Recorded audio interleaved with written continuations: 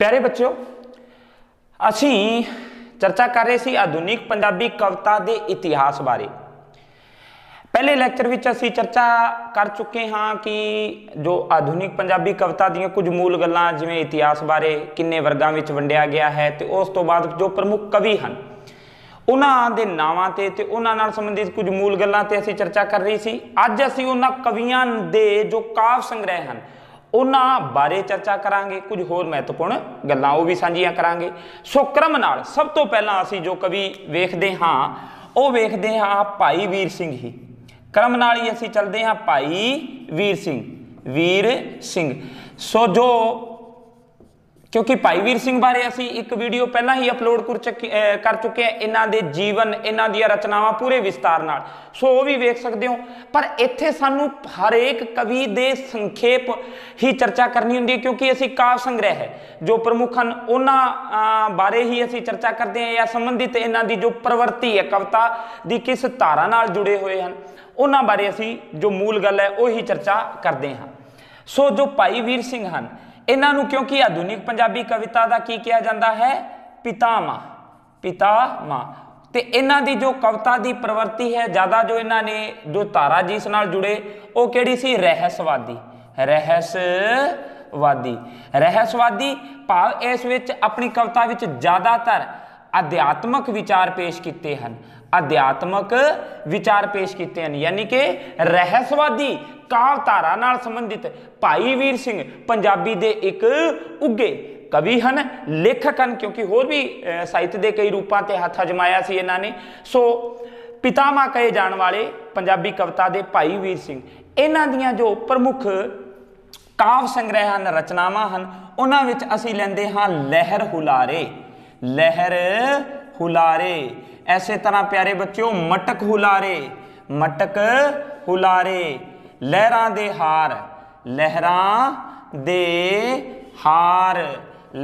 हार, ऐसे तरह बिजलियां दे हार,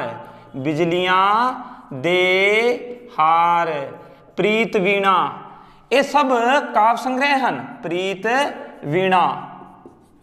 ऐसे तरह कंबदी कलाई ते सब तो जो मोस्ट है वो असी कह सकते हाँ मेरे साइयां जियो।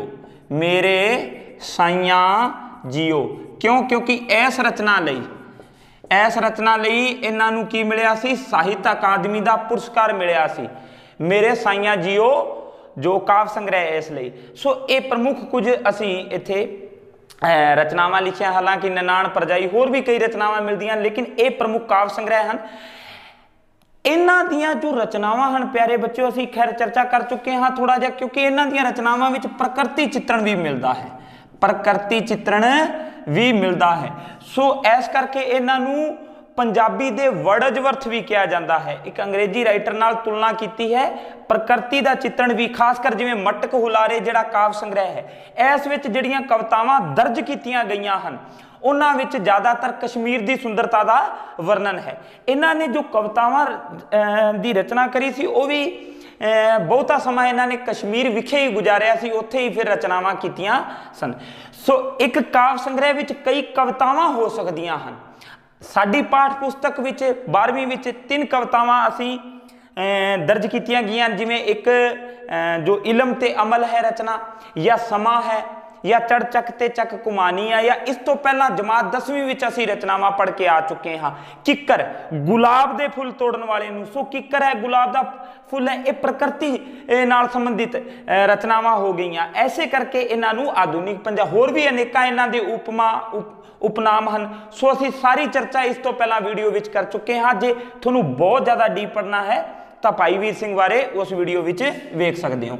असी क्रम नाल इत्थे संखेप चर्चा कर रहे हैं, क्योंकि सानू 10 12 या 15 कवियां दियां रचनावां बारे चर्चा करके ए जो भी है प्रश्न नोट डाउन करना हुंदा है, लिखना हुंदा है।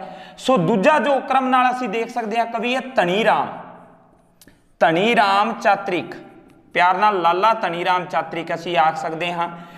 हुण देखो इन्हां दियां जो रचनावां हैं, धनी राम चात्रिक सभ्याचारक चेतना वाला कवि है। पहली गल तो यह है सभ्याचारक चेतना वाला कवि है। ਇਹਨਾਂ ਦੀਆਂ ਰਚਨਾਵਾਂ ਵਿੱਚ ਮੁਹਾਵਰੇਦਾਰ ਬੋਲੀ ਦੀ ਖੂਬ ਵਰਤੋਂ ਹੋਈ ਹੈ। ਮੁਹਾਵਰੇਦਾਰ ਬੋਲੀ ਦੀ ਵਰਤੋਂ ਕਰਨ ਵਾਲਾ ਸੱਭਿਆਚਾਰਕ ਚੇਤਨਾ ਵਾਲਾ ਕਵੀ ਤੇ ਪੰਜਾਬੀ ਪੰਜਾਬੀਅਤ ਦੀ ਵੀ ਗੱਲ ਕਰਨ ਵਾਲਾ ਕੌਣ ਹੈ? ਧਨੀ ਰਾਮ ਚਾਤ੍ਰਿਕ ਹੈ। ਇਹਨਾਂ ਦੀਆਂ ਕੁਝ ਰਚਨਾਵਾਂ ਰਹੱਸਵਾਦੀ ਪ੍ਰਵਰਤੀ ਨਾਲ ਸੰਬੰਧਿਤ ਸਨ, ਇਹ ਵੀ ਸਾਨੂੰ ਇੱਥੇ ਧਿਆਨ ਦੇਣਾ ਹੈ। ਕੁਝ ਇਹਨਾਂ ਦੀਆਂ ਕਵਿਤਾਵਾਂ ਸਟੇਜੀ ਰੰਗਣ ਵਾਲੀਆਂ ਵੀ ਹਨ, ਜਿਵੇਂ ਵਿਸਾਖੀ ਹੈ ਨਾ, ਮੇਲੇ ਵਿੱਚ ਜੱਟ, ਐਸੀਆਂ ਰਚਨਾਵਾਂ। ਸੋ ਧਨੀ ਰਾਮ ਚਾਤ੍ਰਿਕ ਦੇ ਪਹਿਲਾਂ ਤਾਂ ਅਸੀਂ ਦੇਖਦੇ ਹਾਂ ਕਾਵ ਸੰਗ੍ਰਹਿ। ਹੁਣ ਕਾਵ ਸੰਗ੍ਰਹਿ ਦੀ ਗੱਲ ਕਰਦੇ ਹਾਂ ਤਾਂ ਅਸੀਂ ਵੇਖਦੇ ਹਾਂ ਚੰਦਨਵਾੜੀ, ਕੇਸਰ ਕਿਆਰੀ, ਨਵਾਂ ਜਹਾਨ, ਸੂਫੀ ਖਾਨਾ ਤੇ ਬਾਦਸ਼ਾਹ ਨੂਰਜਹਾਂ ਬੇਗਮ। ਕੁਝ ਮੌਖਿਕ ਅਸੀਂ ਲਿਖ ਨਹੀਂ ਰਿਹਾ, ਬਾਦਸ਼ਾਹ ਨੂਰਜਹਾਂ ਬੇਗਮ ਇਹ ਪ੍ਰਮੁੱਖ। ਚੰਦਨਵਾੜੀ, ਕੇਸਰ ਕਿਆਰੀ, ਨਵਾਂ ਜਹਾਨ, ਸੂਫੀ ਖਾਨਾ, ਬਾਦਸ਼ਾਹ ਨੂਰਜਹਾਂ ਬੇਗਮ, ਇਹ ਇਹਨਾਂ ਦੇ ਕਾਵ ਸੰਗ੍ਰਹਿ ਹਨ।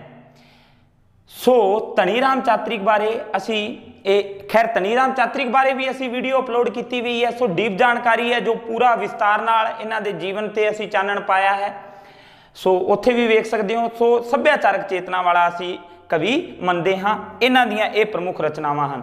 ਖਾਸ ਕਰ ਇਹਨਾਂ ਦੀਆਂ ਪ੍ਰਮੁੱਖ ਰਚਨਾਵਾਂ ਵਿੱਚੋਂ ਜਿਵੇਂ ਰਾਧਾ ਸੰਦੇਸ਼, ਸੀਤਾ ਸੰਦੇਸ਼ ਤੇ ਭਗਵਾਨ, ਇਹ ਕਵਿਤਾਵਾਂ ਇਹਨਾਂ ਦੀਆਂ ਰਹੱਸਵਾਦੀ ਰੰਗਣ ਨਾਲ ਸੰਬੰਧਿਤ ਹਨ।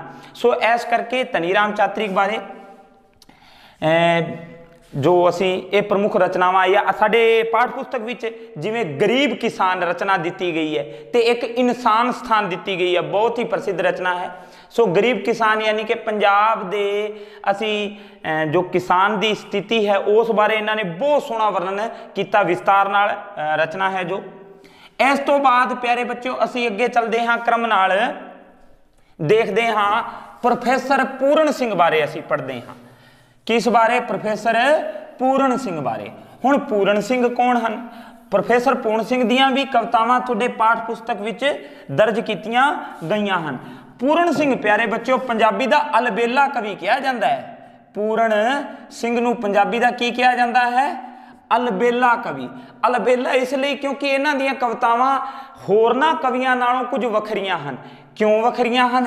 ਕਿਉਂਕਿ ਇਹ ਰਚਨਾ ਹੀ ਲਿਖਦੇ ਹਨ ਖੁੱਲੀ ਕਵਿਤਾ, ਯਾਨੀ ਕਿ ਉਹ ਕਵਿਤਾ ਜਿਸ ਵਿੱਚ ਅਸੀਂ ਕਹਿ ਸਕਦੇ ਹਾਂ ਕਿ ਆਮ ਕਵਿਤਾਵਾਂ ਜਦੋਂ ਅਸੀਂ ਪੜ੍ਹਦੇ ਹਾਂ, ਜਿਵੇਂ ਭਾਈ ਵੀਰ ਸਿੰਘ ਦੀਆਂ ਜਾਂ ਮੋਹਨ ਸਿੰਘ ਦੀਆਂ ਜਾਂ ਅੰਮ੍ਰਿਤਾ ਪ੍ਰੀਤਮ ਦੀਆਂ, ਉਸ ਵਿੱਚ ਲੈ, ਰਵਾਨੀ, ਤਾਲ ਹੈ ਨਾ, ਉਹ ਹੁੰਦਾ ਹੈ, ਉਸ ਨੂੰ ਗਾਇਆ ਜਾ ਸਕਦਾ ਹੈ। ਇਹਨਾਂ ਦੀਆਂ ਕਵਿਤਾਵਾਂ ਵਿੱਚ ਉਹ ਕਿਤੇ ਨਾ ਕਿਤੇ ਜੋ ਇੱਕ ਲੈ ਬਣਦੀ ਹੈ, ਗਾਇਆ ਜਾ ਸਕਣ ਵਾਲਾ, ਜੋ ਗਾਇਆ ਨਹੀਂ ਜਾ ਸਕਦਾ ਉਸ ਨੂੰ, ਕਿ ਇਹ ਅਸੀਂ ਕਹਿ ਸਕਦੇ ਹਾਂ। ਸੋ ਖੁੱਲੀ ਕਵਿਤਾ, ਤੇ ਖੁੱਲੀ ਕਵਿਤਾ ਦੀ ਪਿਰਤ ਪਾਉਣ ਵਾਲੇ ਵੀ ਪ੍ਰੋਫੈਸਰ ਪੂਰਨ ਸਿੰਘ ਹੀ ਹਨ। ਇਹਨਾਂ ਨੇ ਤਾਂ ਛੰਦਬੱਧ ਕਵਿਤਾ ਨੂੰ ਨਵਾਬੀ ਜੁੱਤੀ ਦੀ ਕੈਦ ਕਿਹਾ ਸੀ। ਨਵਾਬੀ ਜੁੱਤੀ ਦੀ ਕੈਦ ਕਿਹਾ ਛੰਦਬੱਧ ਕਵਿਤਾ ਨੂੰ, ਕਿਉਂਕਿ ਇਹ ਤਾਂ ਖੁਦ ਹੀ ਖੁੱਲੀ ਕਵਿਤਾ ਲਿਖਦੇ ਸਨ। ਲੇਕਿਨ ਫਿਰ ਵੀ ਇਹਨਾਂ ਦੀਆਂ ਕਵਿਤਾਵਾਂ ਵਿੱਚ ਅਸੀਂ ਕਹਿ ਸਕਦੇ ਹਾਂ ਕਿ ਕਿਤੇ ਨਾ ਕਿਤੇ ਇੱਕ ਰਵਾਨੀ ਤਾਂ ਮਿਲਦੀ ਹੀ ਹੈ। ਖੁੱਲੀ ਕਵਿਤਾ ਦੇ ਵੀ ਇੱਕ ਵਿਸ਼ੇਸ਼ ਆਪਣੇ ਲੱਛਣ ਹੁੰਦੇ ਹਨ। ਸੋ ਇਹਨਾਂ ਦੇ ਹੁਣ ਦੇਖੋ, ਖੁੱਲੀ ਕਵਿਤਾ ਲਿਖਣ ਵਾਲੇ ਸੰਗ੍ਰਹਿ ਯਾਦ ਰਹਿ ਜਾਣਗੇ ਤੁਹਾਨੂੰ, ਐਸੇ ਤੋਂ ਹੀ ਯਾਦ ਰੱਖ ਲਓ, ਜਿਵੇਂ ਖੁੱਲੇ ਘੁੰਡ, ਖੁੱਲੇ ਮੈਦਾਨ ਤੇ ਖੁੱਲੇ ਅਸਮਾਨੀ ਰੰਗ,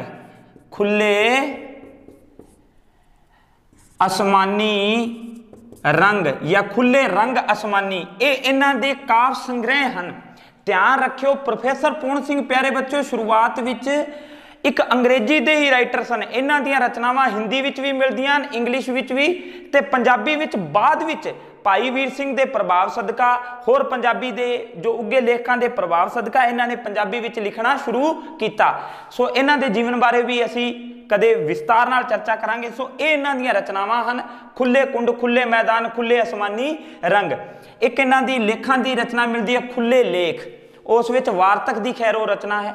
ਪੰਜਾਬੀ ਵਿੱਚ ਸਾਡੇ ਜੋ ਪਾਠ ਪੁਸਤਕ ਵਿੱਚ ਦਰਜ ਕੀਤੀਆਂ ਗਈਆਂ ਕਵਿਤਾਵਾਂ ਪੰਜਾਬ ਦੇ ਦਰਿਆ ਤੇ ਪੰਜਾਬ ਦੇ ਮਜੂਰ, ਇਹ ਇਹਨਾਂ ਦੀਆਂ ਦੋ ਰਚਨਾਵਾਂ ਸਾਡੇ ਪਾਠ ਪੁਸਤਕ ਵਿੱਚ ਦਰਜ ਕੀਤੀਆਂ ਗਈਆਂ ਹਨ ਜਮਾਤ 12ਵੀਂ ਵਿੱਚ। ਸੋ ਪੂਰਨ ਸਿੰਘ ਖੁੱਲੀ ਕਵਿਤਾ ਦੀ ਪਿਰਤ ਪਾਉਣ ਵਾਲੇ, ਹਾਂ ਪੰਜਾਬ ਪੰਜਾਬੀ ਪੰਜਾਬੀਅਤ ਦੀ ਵੀ ਇਹ ਗੱਲ ਕਰਦੇ ਹਨ। ਸੋ ਇਹਨਾਂ ਬਾਰੇ ਅਸੀਂ ਇਸੇ ਤਰ੍ਹਾਂ ਪਿਆਰੇ ਬੱਚਿਓ ਅੱਗੇ ਜੋ ਅਸੀਂ ਚਰਚਾ ਕਰਦੇ ਹਾਂ, ਪੂਰਨ ਸਿੰਘ ਤੋਂ ਬਾਅਦ ਅਸੀਂ ਕਰਮ ਨਾਲ ਵੇਖ ਸਕਦੇ ਹਾਂ ਫਿਰੋਜ਼ਦੀਨ ਸਰਫ ਬਾਰੇ, ਫਿਰੋਜ਼ਦੀਨ ਸਰਫ ਬਾਰੇ। ਹੁਣ ਪਿਆਰੇ ਬੱਚਿਓ ਜੋ ਫਿਰੋਜ਼ਦੀਨ ਸਰਫ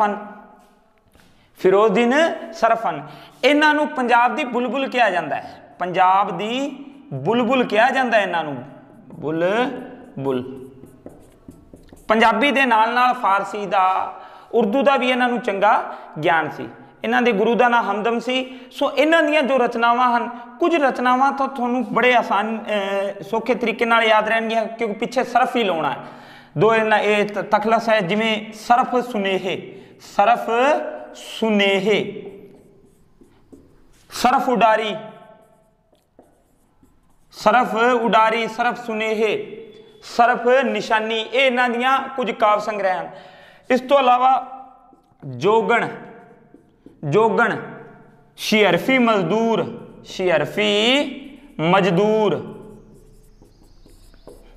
ਸਰਫ ਸੁਨੇਹੇ, ਸਰਫ ਹੁਲਾਰੇ, ਇੱਕ ਰਚਨਾ ਮਿਲਦੀ ਹੈ ਸਰਫ ਹੁਲਾਰੇ, ਸਰਫ ਉਡਾਰੀ, ਜੋਗਣ, ਸ਼ਿਅਰਫੀ ਮਜ਼ਦੂਰ, ਲਾਲਾਂ ਦੀਆਂ ਲੜੀਆਂ, ਲਾਲਾਂ ਦੀਆਂ ਜੋੜੀਆਂ।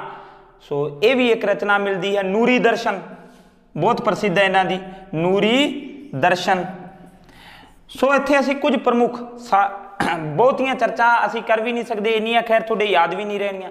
ਪਿਆਰੇ ਬੱਚਿਓ ਨਾਲੋਂ ਨਾਲ ਇਹ ਵੀ ਅਸੀਂ ਇੱਥੇ ਸਾਂਝੀ ਕਰ ਲਈਏ, ਇਹਨਾਂ ਰਚਨਾਵਾਂ ਨੂੰ ਜਿਉਂਦਾ ਤਿਉਂ ਤੁਹਾਨੂੰ ਯਾਦ ਕਰਨਾ ਪੈਣਾ। ਇਹਨਾਂ ਲਈ ਮੈਂ ਕੋਈ ਇੱਥੇ ਟ੍ਰਿਕ ਸਾਂਝੀ ਨਹੀਂ ਕਰ ਰਿਹਾ ਕਿਉਂਕਿ ਅਸੀਂ ਟ੍ਰਿਕਾਂ ਤੇ ਹੀ ਜੇ ਸ਼ੁਰੂਆਤ ਵਿੱਚ ਹੀ ਅਸੀਂ ਜੇ ਨਿਰਭਰ ਹੋ ਗਏ ਤਾਂ ਫਿਰ ਜੋ ਯਾਦ ਕਰਨਾ ਜਾਂ ਜੋ ਸਾਡੀ ਵਿਸ਼ੇ ਵਿੱਚ ਰੁਚੀ ਨਹੀਂ ਬਣੂਗੀ। ਥੋੜਾ ਹੋ ਸਕਦਾ ਹੈ ਪੜ੍ਹਨ ਵਿੱਚ ਇਹ ਵਿਸ਼ਾ ਤੁਹਾਨੂੰ ਜਾਂ ਇਸ ਪ੍ਰਕਾਰ ਦੇ ਜੋ ਖਾਸ ਕਰ ਇਤਿਹਾਸ ਦੀ ਜਦੋਂ ਵੀ ਗੱਲ ਆਊਗੀ, ਚਾਹੇ ਕਵਿਤਾ ਹੈ, ਨਾਵਲ ਹੈ, ਕਹਾਣੀ ਹੈ, ਤਾਂ ਉਹ ਕਹਾਣੀ ਸੰਗ੍ਰਹਿ, ਨਾਵਲ ਹੈ ਜਾਂ ਜੋ ਨਾਟਕ ਜਾਂ ਇਕਾਂਕੀ ਹਨ, ਉਹਨਾਂ ਨੂੰ ਐਸੇ ਤਰੀਕੇ ਹੀ ਸਾਨੂੰ ਬਈ ਯਾਦ ਕਰਨਾ ਪੈਣਾ ਹੈ। ਰੁਚੀ ਲੈ ਕੇ, ਰੁਚੀ ਲਵਾਂਗੇ ਤਾਂ ਸਾਨੂੰ ਇਹ ਯਾਦ ਹੋ ਜਾਊਗਾ ਕਿਉਂਕਿ ਗਿਆਨ ਪ੍ਰਾਪਤ ਕਰਨ ਦੀ ਲਾਲਸਾ ਕਿਤੇ ਨਾ ਕਿਤੇ ਰੱਖੋ। ਹੋਰ ਇਹਨਾਂ ਦੀ ਕੋਈ ਟ੍ਰਿਕ ਨਹੀਂ ਹੈ, ਇਹ ਐਸੇ ਤਰ੍ਹਾਂ ਹੀ ਸਾਨੂੰ ਯਾਦ ਕਰਨੇ ਪੈਣਗੇ। ਸੋ ਫਿਰੋਜ਼ਦੀਨ ਸਰਫ ਪੰਜਾਬ ਦੀ ਬੁਲਬੁਲ ਕਹੇ ਜਾਣ ਵਾਲੇ, ਪੰਜਾਬੀ ਬੋਲੀ ਨਾਲ ਇਹਨਾਂ ਦਾ ਬਹੁਤ ਜ਼ਿਆਦਾ ਪਿਆਰ ਸੀ। ਇਹਨਾਂ ਦੀ ਰਚਨਾ ਇੱਕ ਮਿਲਦੀ ਹੈ ਸਾਡੀ ਪਾਠ ਪੁਸਤਕ ਵਿੱਚ, ਮੈਂ ਪੰਜਾਬੀ, ਤੇ ਇੱਕ ਮਿਲਦੀ ਹੈ ਅਰਸ਼ੀ ਦੀਵਾਲੀ। ਇਹ ਅਸੀਂ ਜ਼ਰੂਰ ਇਹਨਾਂ ਦੀ ਵੀ ਵਿਆਖਿਆ ਕਰਾਂਗੇ, ਜੋ ਇਹਨਾਂ ਦੇ ਕੇਂਦਰੀ ਭਾਵ ਹਨ, ਸਾਰ ਹਨ, ਅੱਗੇ ਅਸੀਂ ਜਿਵੇਂ ਵੀ ਰੈਗੂਲਰ ਰੱਖਾਂਗੇ। ਸੋ ਇਹ ਰਚਨਾਵਾਂ ਹਨ ਕੁਝ। ਫਿਰੋਜ਼ਦੀਨ ਸਰਫ, ਇੱਕ ਇਹਨਾਂ ਦੀ ਰਚਨਾ ਪਹਿਲਾਂ ਮਿਲਦੀ ਸੀ ਮਾਂ ਦਾ ਦਿਲ, ਜਮਾਤ 10ਵੀਂ ਵਿੱਚ, ਜੋ ਪੁਰਾਣਾ ਸਿਲੇਬਸ ਸੀ, ਬਹੁਤ ਸੋਹਣੀ ਕਵਿਤਾ।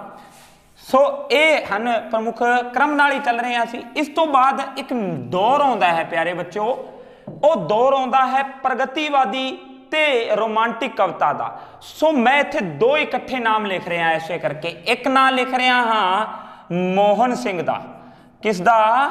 ਮੋਹਨ ਸਿੰਘ ਦਾ, ਤੇ ਇੱਕ ਨਾਮ ਲਿਖ ਰਿਹਾ ਹਾਂ ਮੈਂ ਅੰਮ੍ਰਿਤਾ ਪ੍ਰੀਤਮ ਦਾ, ਅੰਮ੍ਰਿਤਾ ਪ੍ਰੀਤਮ। ਇਸਤਰੀ ਜੋ ਲੇਖਕਾ ਹੈ, ਕਵਿਤਰੀ ਹੈ ਅੰਮ੍ਰਿਤਾ ਪ੍ਰੀਤਮ, ਤੇ ਇੱਕ ਨਾਂ ਹੈ ਮੋਹਨ ਸਿੰਘ ਦਾ। ਇਹ ਦੋ ਵੱਡੇ ਨਾਂ ਹਨ, ਇੱਕੋ ਸਮੇਂ ਕਵਿਤਾ ਵਿੱਚ ਪ੍ਰਵੇਸ਼ ਕਰਦੇ ਹਨ ਤੇ ਇਹਨਾਂ ਦਾ ਦੌਰ ਮੰਨਿਆ ਜਾਂਦਾ ਹੈ ਕਿਹੜਾ? ਪ੍ਰਗਤੀਵਾਦੀ ਰੋਮਾਂਟਿਕ ਕਵਿਤਾ ਜਾਂ ਰੋਮਾਂਟਿਕ ਪ੍ਰਗਤੀਵਾਦੀ ਕਵਿਤਾ ਅਸੀਂ ਕਹਿ ਸਕਦੇ ਹਾਂ। ਸੋ ਮੋਹਨ ਸਿੰਘ ਦੀ ਪਹਿਲਾਂ ਚਰਚਾ ਕਰੀਏ। ਮੋਹਨ ਸਿੰਘ ਬਾਰੇ ਖੈਰ ਵੀਡੀਓ ਅਸੀਂ ਇਹ ਵੀ ਅਪਲੋਡ ਕਰ ਚੁੱਕੇ ਹਾਂ, ਪੂਰੀ ਵਿਸਤਾਰ ਨਾਲ ਚਰਚਾ ਉਸ ਵਿੱਚ ਹੋ ਚੁੱਕੀ ਹੈ। ਪ੍ਰੀਤ ਦਾ ਕਵੀ, ਨਿੱਜ ਦਾ ਕਵੀ ਅਸੀਂ ਇਹਨਾਂ ਨੂੰ ਆਖਦੇ ਹਾਂ ਮੋਹਨ ਸਿੰਘ ਨੂੰ। ਸੋ ਗੀਤਾਂ ਦਾ ਉਸਤਾਦ ਵੀ ਅਸੀਂ ਇਹਨਾਂ ਨੂੰ ਆਖਦੇ ਹਾਂ। ਇਹਨਾਂ ਦੀਆਂ ਕਵਿਤਾਵਾਂ ਵਿੱਚ ਲੈ, ਰਵਾਨੀ, ਨਵੇਂ ਬਿੰਬ, ਨਵੇਂ ਅਲੰਕਾਰ, ਛੰਦਾਂ ਦਾ ਇਹ ਪ੍ਰਯੋਗ ਕਰਦੇ ਹਨ। ਸੋ ਇੱਥੇ ਅਸੀਂ ਕਾਵ ਸੰਗ੍ਰਹਿ ਫਿਰ ਦੇਖਦੇ ਹਾਂ ਕਿਹੜੇ ਮਿਲਦੇ ਹਨ। ਸੋ ਇਹਨਾਂ ਦੇ ਕਾਵ ਸੰਗ੍ਰਹਿ ਹਨ ਆਵਾਜ਼ਾਂ, ਵੱਡਾ ਵੇੜਾ ਕਾਫੀ ਪ੍ਰਸਿੱਧ ਹੈ ਕਿਉਂਕਿ ਸਾਹਿਤ ਅਕਾਦਮੀ ਦਾ ਪੁਰਸਕਾਰ ਮਿਲਿਆ ਇਸ ਰਚਨਾ ਲਈ। ਆਵਾਜ਼ਾਂ, ਵੱਡਾ ਵੇੜਾ। ਐਸੇ ਤਰ੍ਹਾਂ ਪਿਆਰੇ ਬੱਚਿਓ ਜੰਦਰੇ, ਜੈਮੀਰ, ਰੂਸ ਭਾਰਤ ਦੀ ਮਿੱਤਰਤਾ ਨਾਲ ਸੰਬੰਧਿਤ ਇਹ ਰਚਨਾ ਹੈ। जयमीर बूहे, कंसुमपड़ा, अदवाटे, अदवाटे, ऐसे तरह कच्छ सच, कच्छ सच। सो प्रसिद्ध प्रसिद्ध रचनावां ते असीं इत्थे चर्चा कर रहे हैं। मोहन सिंह दियां एक महाकाव्य भी मिलता है। महाकाव्य बारे असीं थोड़ी बहुत पहला चर्चा कर चुके हैं। महाकाव्य यानी कि कविता आकार विच छोटी, महाकाव्य जो आकार विच विस्तृत होवे, पूरे विस्तार नाल चर्चा की गई होवे। ननकायण महाकाव्य मिलता है, ननकायण गुरु नानक देव जी नाल संबंधित महाकाव्य मिलता है इन्हां दा एक। ननकायण, एशिया दा चानण जो एक विश्व प्रसिद्ध रचना है, उसका पंजाबी विच अनुवाद करवाया एशिया दे चानण दे नां हेठ। ओह भी इन्हां दी रचना मिलती है। साडी पंजाबी दी पाठ पुस्तक विच खानगाही दीवा बालदी है, वो इन्हां दी रचना बहुत ही इंपोर्टेंट है, सो दी गई है। सो ये सन मोहन सिंह। इस तो बाद असीं चर्चा करते हाँ अमृता प्रीतम, पंजाब दी आवाज़ कही जाने वाली। देखो प्यारे बच्चों, पंजाबी दी अगर कोई इस्त्री लेखका या कवित्री सब तो वध जिसने मान हासिल करिया वो है अमृता प्रीतम। ते ज्ञानपीठ पुरस्कार इस्त्री लेखकां विच, पंजाबी दे इस्त्री लेखां विच अगर किसी नूं ज्ञानपीठ पुरस्कार मिलिया है, साहित्य का सब तो वड्डा पुरस्कार है ज्ञानपीठ, वो सिर्फ किस नूं मिलिया है? अमृता प्रीतम नूं ही मिलिया है। ठीक है। ते प्रोफेसर गुरदयाल सिंह जो नावलकार हैं, उन्होंने भी ज्ञानपीठ मिलिया है। सो पुरख लेखकों में असी उन्हों का नाम लै सकते हैं गुरदयाल सिंह का। तो इस्त्री लेखकों में ज्ञानपीठ पुरस्कार किन्होंने मिले? अमृता प्रीतम। पंजाब की आवाज़ कही जाती है। होर भी बहुत उपनाम हैं इन्हों के। सो अमृता प्रीतम दियां जो प्रसिद्ध रचनावां हैं उन्होंने असी जिवें अमृत लहरां, अमृत लहरां, ऐसे तरह त्रेल धोते फुल, त्रेल धोते फुल, मुख्य की मैं चर्चा कर लेना। अमृत लहरा, त्रेल तोते फुल, संज दी लाली, पत्थर गीटे, मैं तवारीख हाँ हिंद दी, कस्तूरी, नागमणी, अशोका चेती, ये इन्हां दे काव्य संग्रह हैं। कुछ प्रसिद्ध जो कवितावां, खैर साडी पाठ पुस्तक विच अमृता प्रीतम दियां कवितावां इस बार नहीं जोड़ियां गईयां। जमात 10वीं विच असीं पढ़ के आ चुके हाँ चानण दी फुलकारी। ते मैं ये कह सकता हाँ पंजाबी सभ्याचार विच सब तो वध पढ़ी जाने वाली कविता, लोगों के मूहां ते चढ़ी हुई कविता, अज आखां वारे शाह नूं, प्रगतिवादी कविता दा असीं शिखर कह सकते हाँ। सो जो पंजाब वंड नाल संबंधित है, पंजाब के संताप नाल संबंधित, अज आखां वारे शाह नूं किते कबरां विचों बोल, किताबे इश्क दा अगला वर्का फुल। ये जो रचनावां हैं प्यारे बच्चों, इन्हां रचनावां दे जे तुहानूं चार चार बंद याद हैं, वो भी तुसीं कुछ उदाहरण लिख सकते हो। जिवें भाई वीर सिंह की कविता का कुछ उदाहरण लिख सकते, जिवें रहसवादी कविता उन्हां दी असीं लिख सकते हैं। सुपने विच तुसीं मिले असानू, असां धागल वकड़ी पाई, निरा नूर तुसीं हथ ना आए, साडी कंबदी रही कलाई। सो चार पंक्तियां लिखतियां। इसे तरह मोहन सिंह दियां, अमृता प्रीतम दियां तीन चार कवियां दियां चार चार कविता दे बंद भी तुसीं लिख सकते हो। सो ये सन अमृता प्रीतम। मोस्ट की असी चर्चा पहला कर लेने हाँ, पास की कर लेने हाँ। पाश बारे चर्चा करनी बड़ी लाजमी है। पूरा नाम अवतार सिंह पाश है। खैर पास दी कवितावां साडी पाठ पुस्तक भी दर्जन, सो असी उत्थे इन्हां दे बारे खूब चर्चा कर लांगे। जुझारवादी कविता असी कह सकते हाँ, जुझारवादी कविता नाल संबंधित है, नक्सलबाड़ी लहर नाल संबंधित सन पाश। अवतार सिंह पाश, अवतार सिंह संधू पाश इन्हां दा पूरा नाम सी। जुझारवादी कविता दी रचना करने वाले असी कह सकते हैं। खैर मैं इकट्ठे दो नाम लिखदा, एक जगता पाश, एक जगतार, क्योंकि दोनों इक्को ही लहर नाल संबंधित सन। जुझारवादी लहर नाल ही संबंधित जगतार सन ते पाश भी जुझारवादी कविता नाल ही संबंधित सन। यानी कि इन्हां ने अपनी कवितावां विच क्रांतिकारी विचार प्रगट किए हैं। जो राजनीतिक सियासी जो कुछ कमियां सन उन्होंने अपनी कविता विच बयान किया है, तो लोगों को जागरूक किया है। जुझारवादी लोगों को जागरूक करते हैं ये अपनी कविता राही। खैर इन्हां दी हत्या कर दी गई सी, वो जीवन बारे फिर कदे चर्चा करांगे। इत्थे असी सिर्फ काव्य संग्रह, जुझारवादी कविता की रचना करने वाले पाश, इन्हां दियां जो रचनावां हैं वो हैं लोक कथा। लोक कथा, उड़दे बाजा मगर, उड़दे बाजा मगर।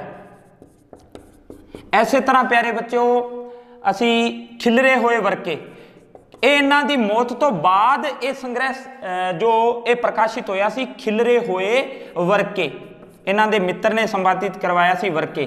ਠੀਕ ਹੈ, ਸਾਡੇ ਸਮਿਆਂ ਵਿੱਚ यानी कि लोहे कथा उड़दे बाजा मगर साडे समयां विच ते खिलरे हुए वर्के, ये चार प्रमुख काव्य संग्रह पास दे मिलते हैं। सब तो खतरनाक पंजाबी दी इन्हां दी जो रचना है उसका कई भाषावां विच अनुवाद हो चुके हैं। सो बहुत ही प्रसिद्ध रचना है। ते हाणिया गीत, ये दो रचनावां खैर साडी पंजाबी दी पाठ पुस्तक विच दर्ज भी कीतियां गईयां हन। सो पास बारे ये गल्लां हो गईयां। पास तो बाद असी गल करते हाँ जगतार बारे। हुण जगतार दियां जो ये भी जुझारवादी रचना लिखते हैं। सो जगतार दियां जो प्रसिद्ध काव्य संग्रह हैं उन्हां दी असी गल करते हाँ, जिवें छांगिया रुख,